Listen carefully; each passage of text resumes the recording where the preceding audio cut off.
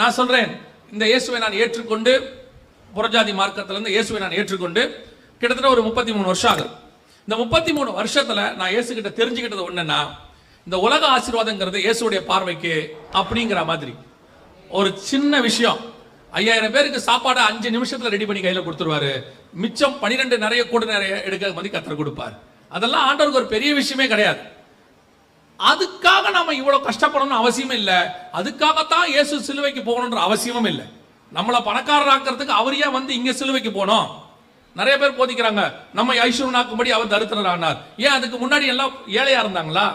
பவுல் ஏழையா இருந்தார். அதுக்கு முன்னாடி பவுல் பணக்காரனா தானே இருந்தாரு. கொர்நேலியஸ் ஏழையா இருந்தாரா?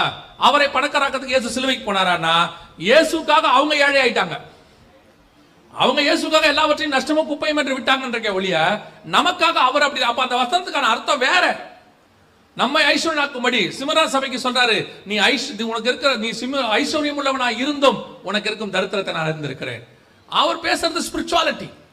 இன்னைக்கு சபை வசனத்தை ஸ்பிரிச்சுவலா பார்க்காம லிட்டரலா அப்படியே எடுத்துக்கிச்சு. அதனுடைய விளைவு என்ன ஆயிருச்சு? ஸ்பிரிச்சுவல் வெளிப்பாடு கிடைக்காம போயிருச்சு. சர்ச்சுக்கு சபை பூமிக்குரியதை நோக்கியே ஓடுது. இதுக்கு பின்னாடியே இருக்கு. அதனுடைய விளைவாக ஆவிக்குரிய ஆசீர்வாதத்தை சுதந்திரிக்கவே முடியல கடந்த 30-40 வருஷமா. அதுக்கு முன்னாடி அப்படி இல்ல.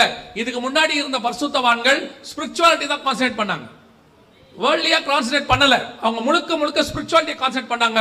வேர்ல்ட்லியாவும் கர்த்தர் அவங்களை ஆசீர்வதிச்சார், பிளஸ் பண்ணார். என்ன வேணுமோ அதை கர்த்தர் கொடுத்தார். அவங்கள ஒன்னும் ஆண்டவர் கொடுக்காமலாம் விடல. இன்னைக்கு நீங்க எதுக்கு பின்னாடி ஓடுறீங்க? உங்களுக்கு 23 சங்கீதம் தெரியும்னு நினைக்கிறேன். நீங்க மறந்துருக்க மாட்டீங்க யாரும். நீங்க மறக்காத ஒரே சங்கீதம் அதான் வச்சுக்கோங்களேன். அந்த சங்கீதம் என்ன சொல்லுது? கர்த்தர் என் அவர் என்னை புல்லுள்ள இடங்களில் அமர்ந்த தண்ணீர் அண்டைக்கு.